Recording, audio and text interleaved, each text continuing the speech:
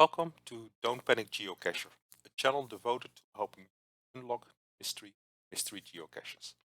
My name is Arjen and I go by Waterfan5 on the geocaching.com website, and I'm here today to talk about uh, ciphers, how you can use those, what tools you can use to hack those.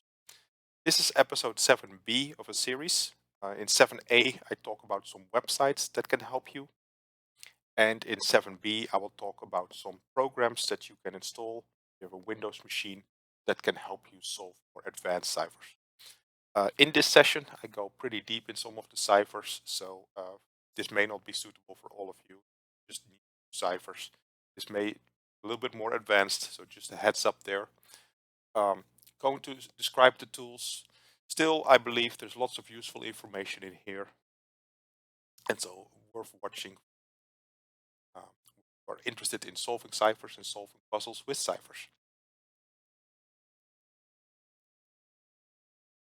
So as I mentioned in the 7A, if you haven't watched that, definitely recommend watching that first. I talk about there's a tool for everything, right? And some of these tools are websites, but there is also a couple of tools that you can install. Now, why would you want to install a tool? Well, sometimes you may not have internet access. I've worked with field puzzles where I was in a remote location where I couldn't use my phone, or it was too complicated to use my phone. I had to use my laptop, but didn't necessarily have internet where I was. So an offline tool may then allow you to still solve what you need to solve and avoid that maybe you have to phone it. Also with offline tools, you have the computer power at it. You can maybe leave it running for a long time if it's something more complicated. So there's definitely some advantages of using offline tools when dealing with ciphers or decoding. So in this video, I will talk about two, Cryptocrack and Crypto2. Those are two pretty common tools known in the cipher and cryptography world that can help you analyze information. We'll start with the first one. This is the website where you can download it. Pretty long address, but if you go Cryptograph Program and Google that, then you find it right away. And you can see here the background. It's made by the people that made the Crypto Program's website as well. So they have a link on the website. And it can do over 60 ciphers, as you can see here, but it also has multi-language support. So that's the first tool we're going to. So what can Cryptocrack do? Well, first of all, it has a cipher identifier. I love cipher identifiers because it narrows down the field. It has many ciphers in there, also some ciphers that you don't see on websites. It has the ability to decode them as well as do attacks on them. It also has dictionary attacks, something you don't see on many websites, so it has the ability to do those. It has some analysis tools, so where you can look more and in more detail, give hints, look at the frequencies of things, especially if you get deeper into ciphers. Multi-language support, especially if you're dealing with translations, sometimes you see puzzles with that. It has that all built in. And then it has a lot of other special tools as well that are just commonly used, like Sudoku solver, pattern solver, especially when you're decoding. Those are very helpful tools to quickly see, am I on the right track? I'm looking for a word here. What could that word be? Those are all very useful tools to have with you when you're trying to solve a cipher. So this is what the user interface of Cryptocrack looks like. So we have here where we put ciphertext. We'll show the solutions and the top solutions, the best and the top solutions. We'll enter keys, scripts or hints, and then it will give some frequency analysis right away where we can do some variations right here. And yeah, the biggest thing that Cryptocrack, I think main purpose why I like it is its detection for ciphers. So it has a whole list of ciphers that it can deal with. So you see that right here. As mentioned in other videos, Cryptocrack is made by the same people that make the Crypto Program's website. So you see some of the similarity in coding of the names and what it supports. But let's put the analyzer to the test, the cipher identifier. So I put it to unknown, and we're going to add some text here and see what it does. So I put the ciphertext here and then click on solve, and it will give me an overview what it is. And we see here a route transposition, which is definitely a reordering of letters. As the top columnar, that is really the one that we're talking about here, is also at the top ones provided here. So we see here another one right here. These are all variations. So it's definitely in the right category. So I would call this a success. Identified it successfully. Let's try the next one. Substitution ciphers, a simple substitution. So click somewhere else so that the solve button becomes available, and then click on the solve button. And this will tell me it's this one is actually simple substitution. So yeah, at the top it will give me right away what I'm looking for. The other one are some transposition ciphers, which is not the case, but it gives me the right one pretty high at the top. I'm pretty happy with this. Let's go to the next one, Visioneer, one-time pad, Beaufort. It's all a little bit similar. So again, click somewhere else first. It will make the solve button available. And click on the solve button. These are all variations, but we see here Visioneer, Beaufort. They all come relatively at the top. So also here it would put me in the right direction of which tool to use to start analyzing this further. Next one, Playfair. So here, choose unknown cipher. Playfair, second one mentioned here, not surprising. So yeah, again, correctly identified. And last one, Enigma. So let's take a look at the cipher list here.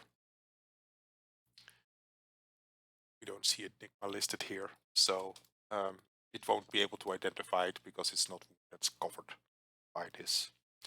So, but let's see what it says. Yeah, comes back as something, right? So 4 out of the 5 with the last one, it just doesn't know what to do. That all makes good sense. So that's the Decipher Identifier. Yeah, very powerful if you don't know where to start. Kind of like check your usual suspects, which you need stuff like that. But in this case, having the ability to detect Playfair can help you a lot in decoding what you need to decode. Now, what this tool is also known for, of course, is actually decoding without knowing the keywords. So that is what it does very well.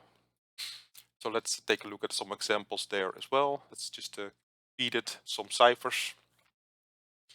So I will start with a Visioneer one that is slightly more difficult than just a simple substitution. So we'll put a text in here.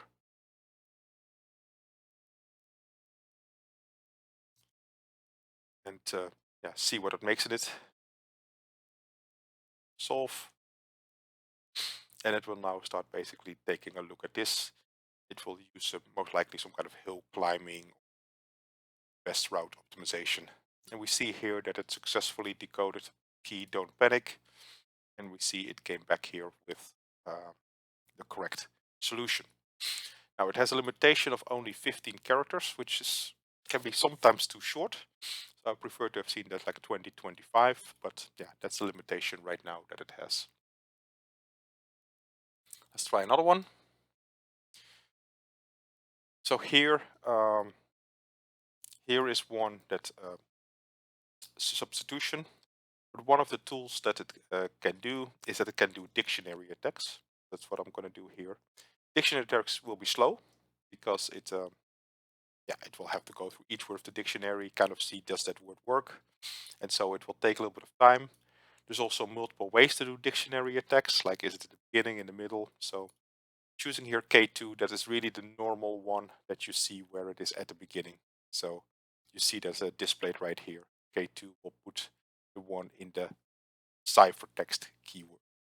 And that's what you see on most websites. Click here dictionary search and now do search, and now it will simply try different words. So you see here the different words it tries, adjust the alphabet, and then see what works out. Now with substitution ciphers, if the keywords get close, then you already get a little bit of the text readable. So we see here that most likely the keyword that was used has some overlap with these letters because it's already pretty readable. That is just because it's not very secure cipher. It's a very basic cipher. So, so although this is not the correct keyword, was not the correct keyword. Now it is. Keyword was example, and now we see that it solved it correctly. So we can stop it, tell it, yep, you did your work. That's a dictionary attack. It's especially if you think the keyword is a word.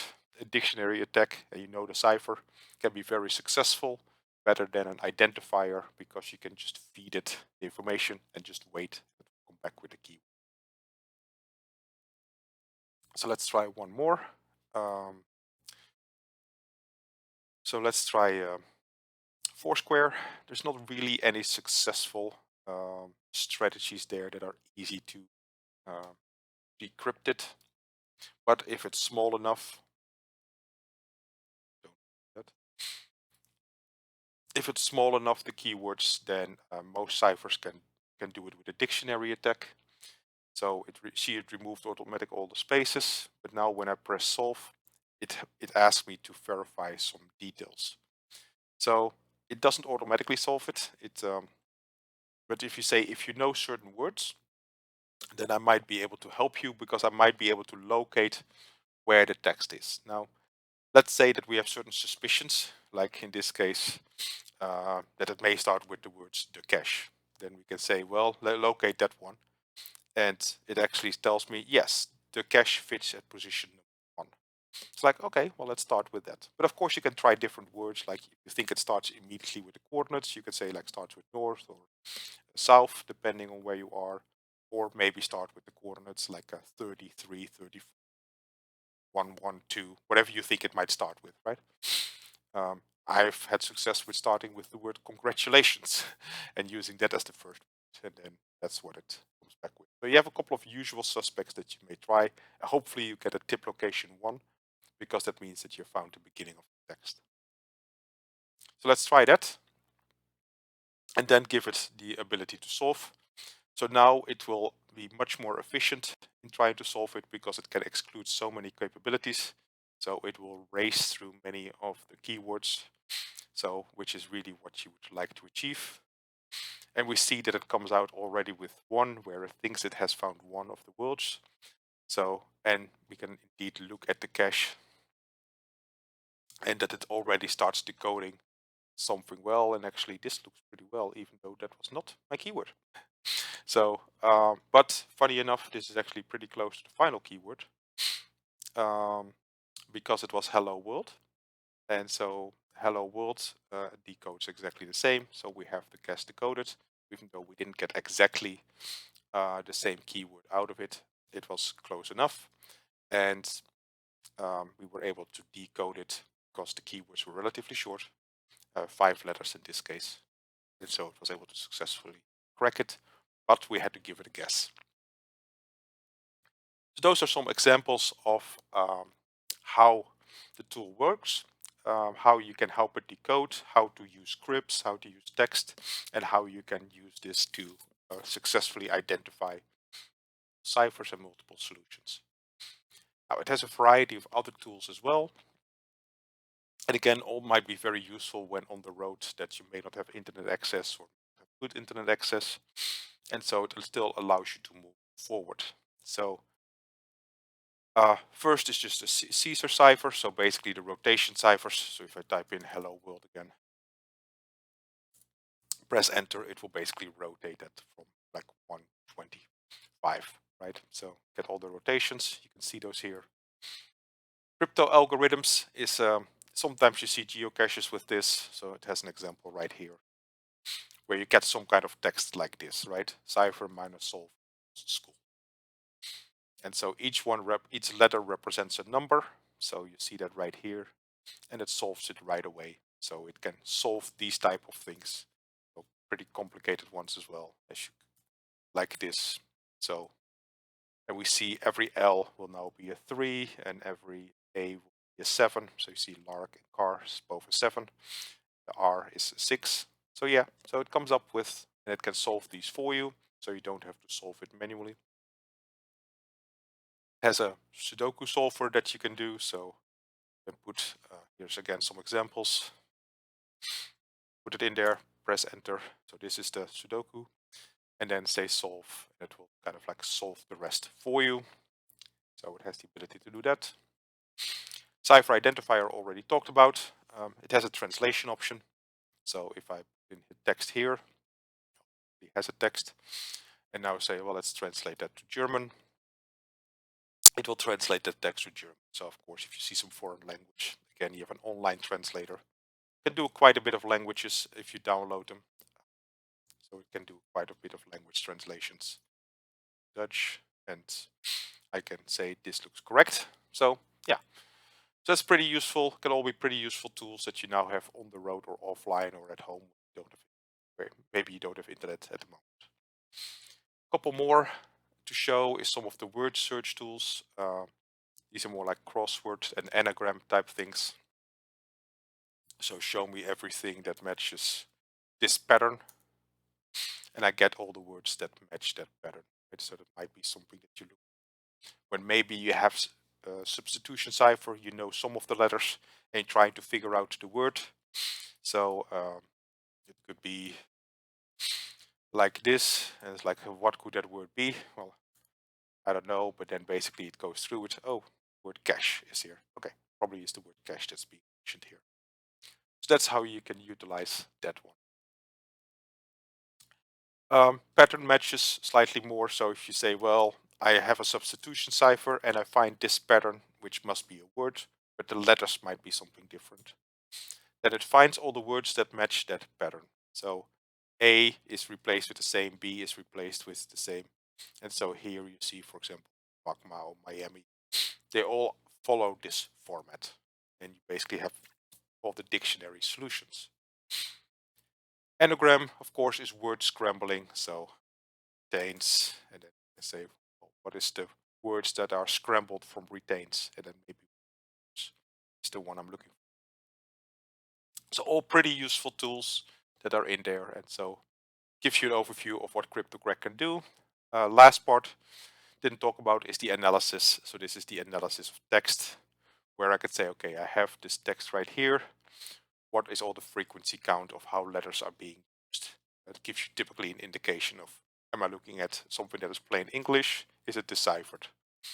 Or the last two are for more complicated ciphers. That is letters next to each other.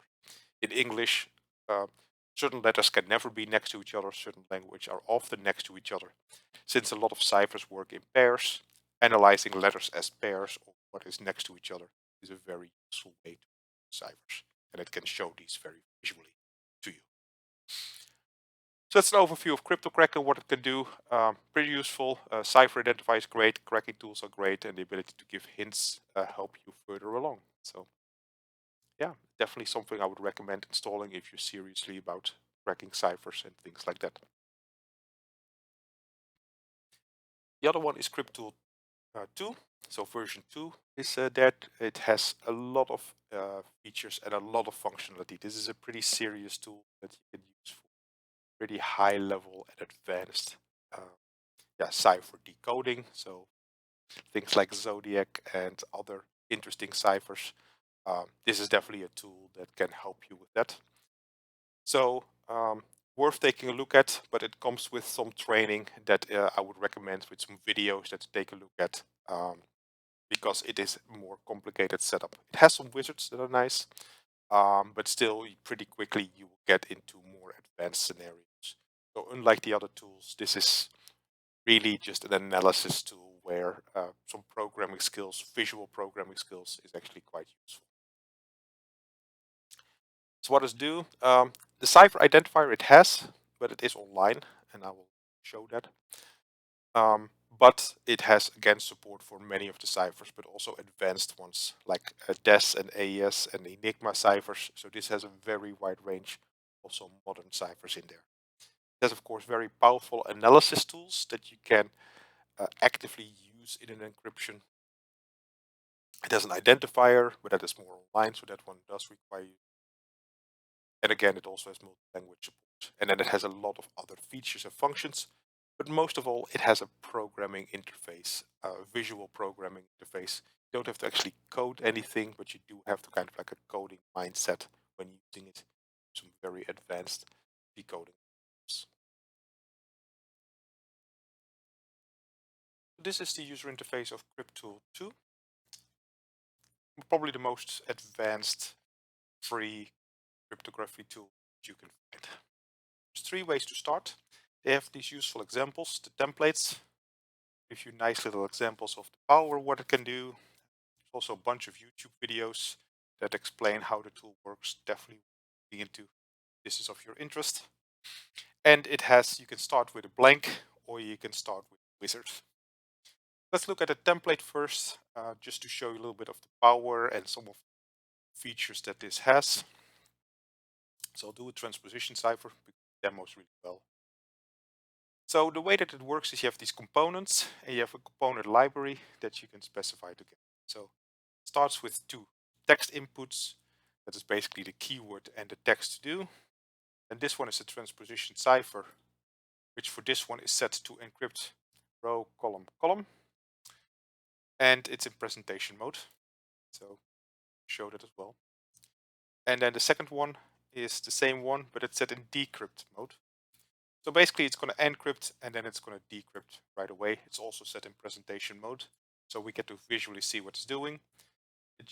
The output of this is of course fed as input in the decryption one, but it's also displayed to us, so we can see what the output actually was.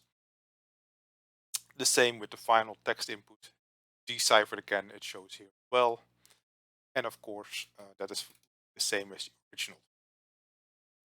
So let's do that. So we'll change the text out to something else that's more recognizable. And then just don't panic. And let's demonstrate what it does. So we press the play button. And now it visually will show you, you see the keyword right here, and then the text underneath. It visually is showing you how it builds. Now it sorts, that's step 2 of the transposition cipher. And then step 3 is reading out the different columns, and that is now the cipher. Once it has done that, it will demonstrate the decryption.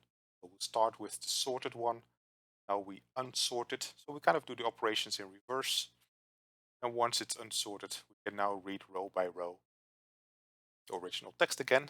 And we kind of have gone through the full loop, coding and decoding.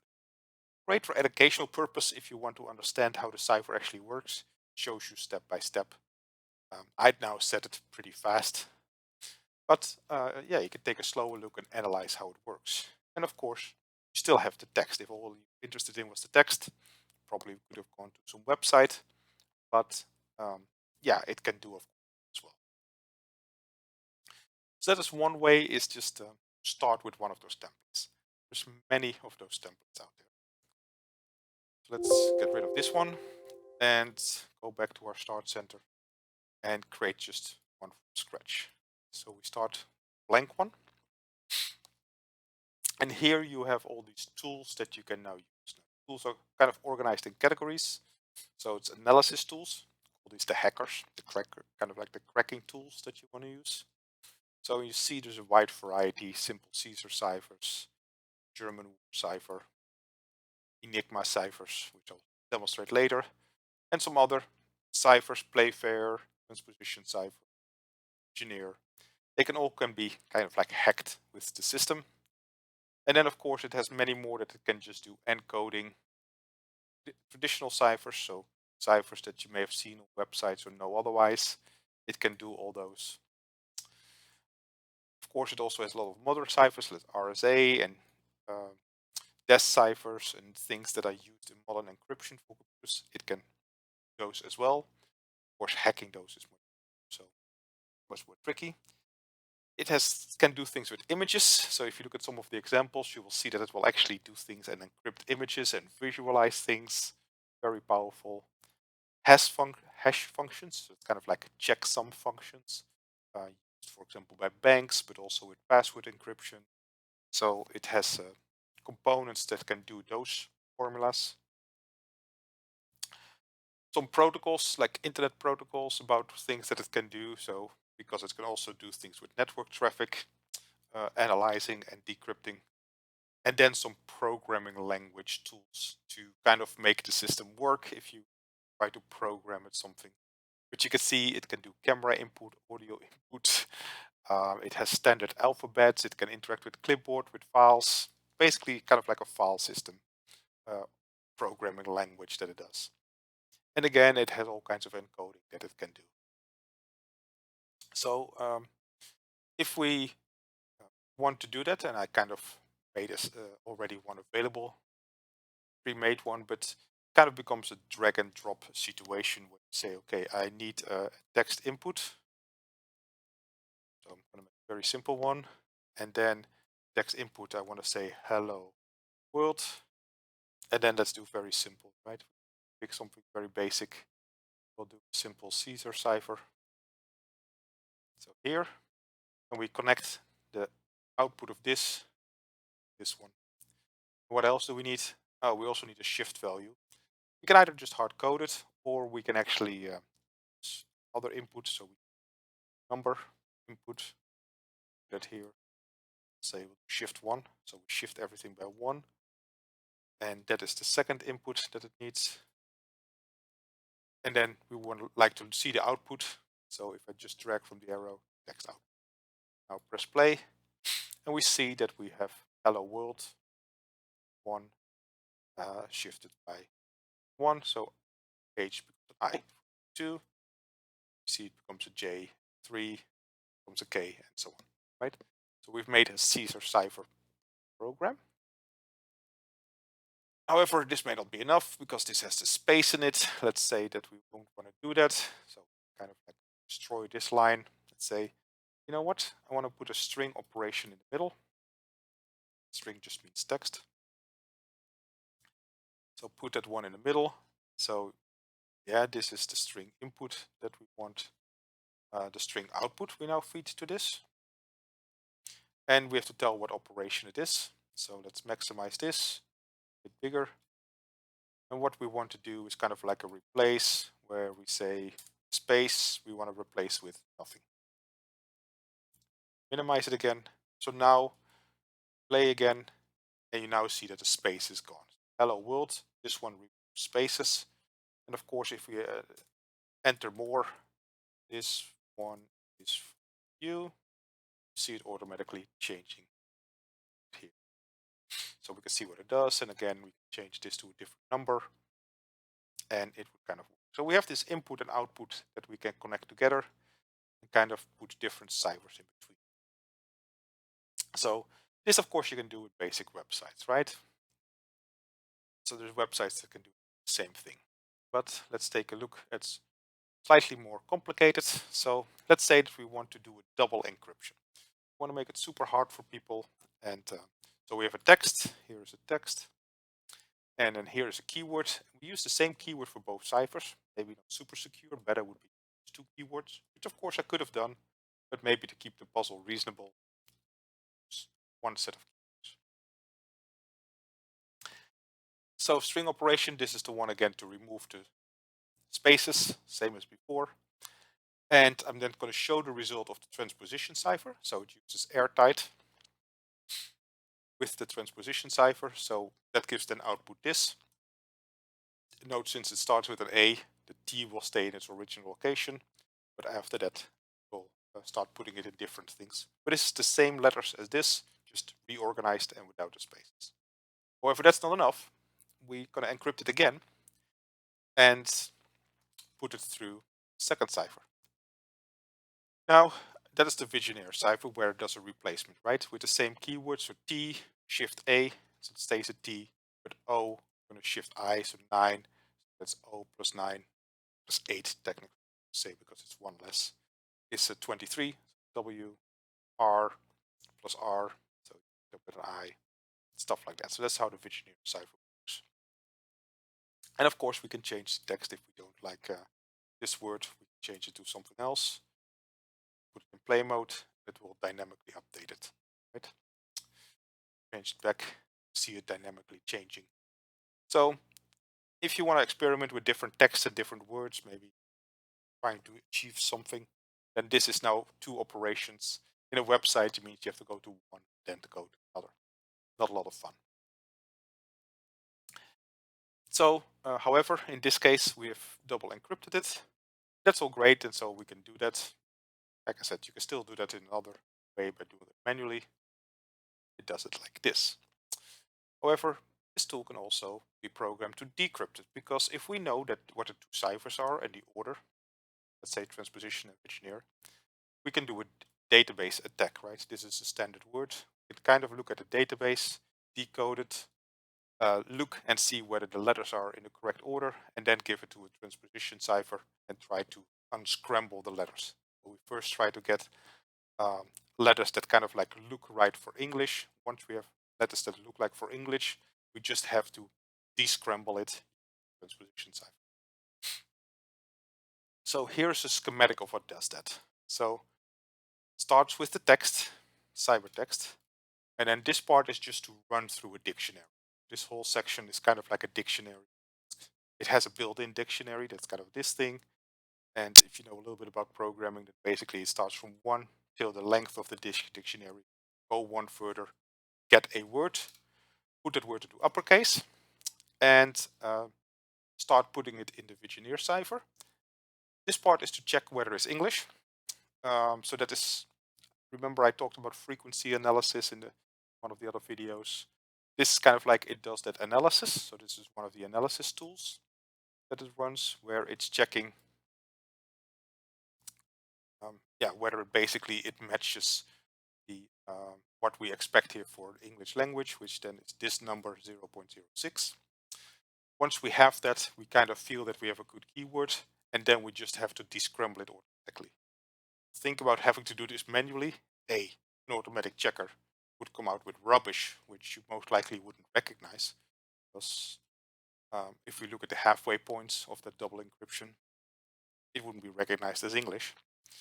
And then you still have to decrypt it with the second cipher. That would take a lot of work and a lot of trial and error, because you may not even recognize that you're on the right track.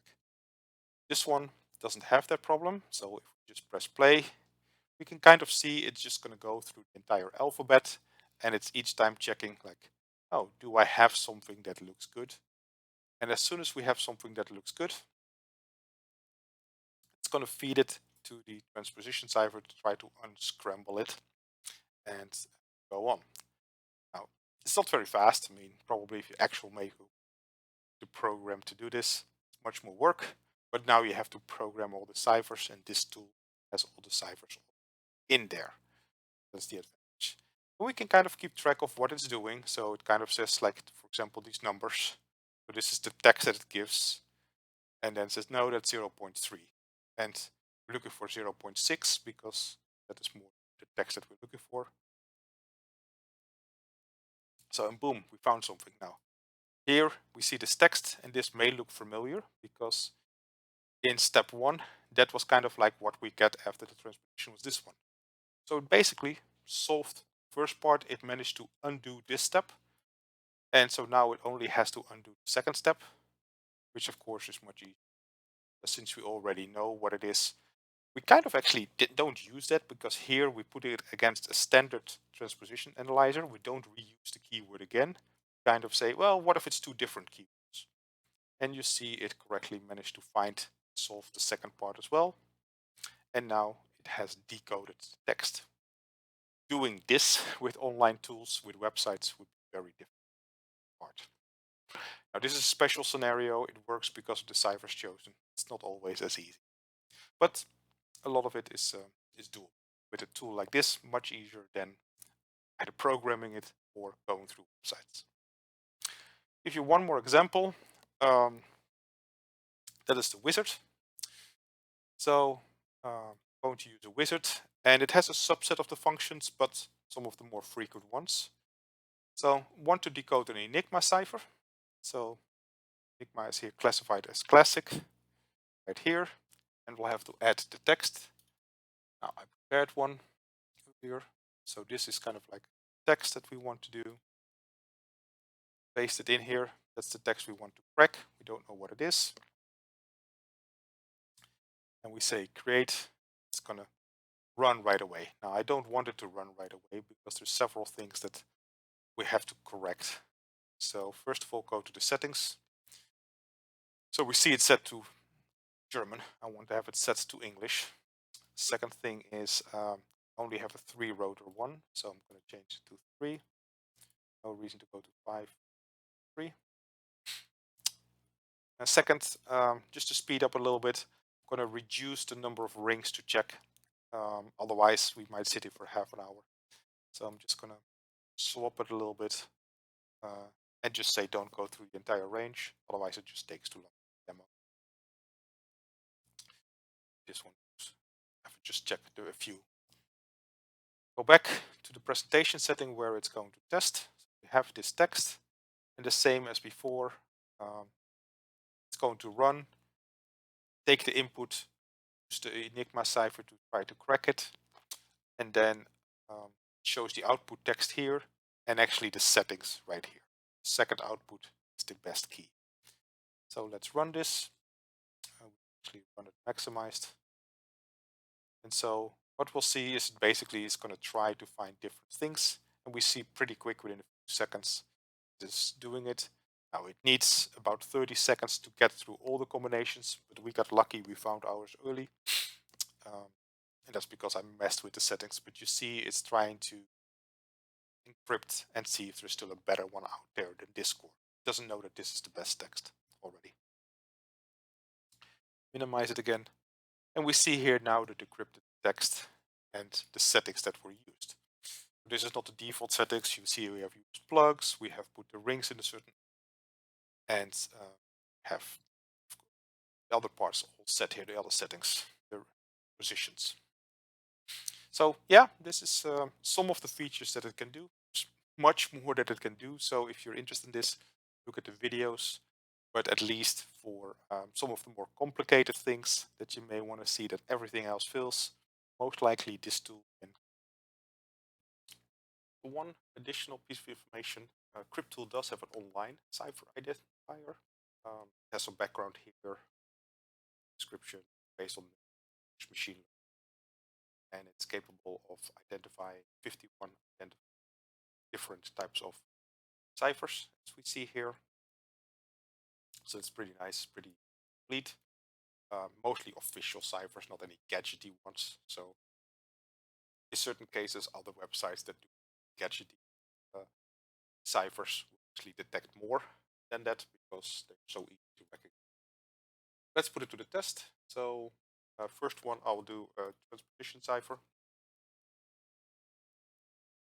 So let's see the results. Comes back in with some transposition ciphers. I used column transposition. Cadence is pretty close to that, although it doesn't fit a length requirements of those. So, but yeah, these are all the right category of ciphers. This is the one here. So next one, substitution cipher. So simple mono-alphabetic substitution. Look at that. That doesn't correct me because this is the one, alphabetic substitution. Definitely not a key phrase, polyphonic cipher. Fractions, no. No. So this one probably sent me in the wrong direction. Cipher identifier. Let's try the next one, engineer. So one-time pad with the keyword in this case. So comes back polyphonetic. It's the correct one. Mention some other ones first. Progressive. It's probably too short to recognize it. It's really engineer. Something. But these are all pretty close together. Simple, same solution. Next one, Playfair. Playfair is pretty straightforward to recognize. So if it's trained on this, I would expect it to see that here, 80% sure. So yeah, we're good here. So that is good recognized. I have one more Enigma, but it is not in their solution set. So just see what it came back with. Yeah, back with polio, back again. But yeah, nothing serious, but it is indeed not that. So there you see. So that is just the online cipher identifier of crypto. So let's add these two tools to the overall test. So the same test, you've seen me use this keyword in the videos where I demonstrated the tools. So again, this was the text, these 5 that got these encryptions. So that was the ones I was using in the demonstration as well. And you see that the tools do pretty good, right? So they identify some things, they crack. You see, Crypto pretty much was able to crack all of them.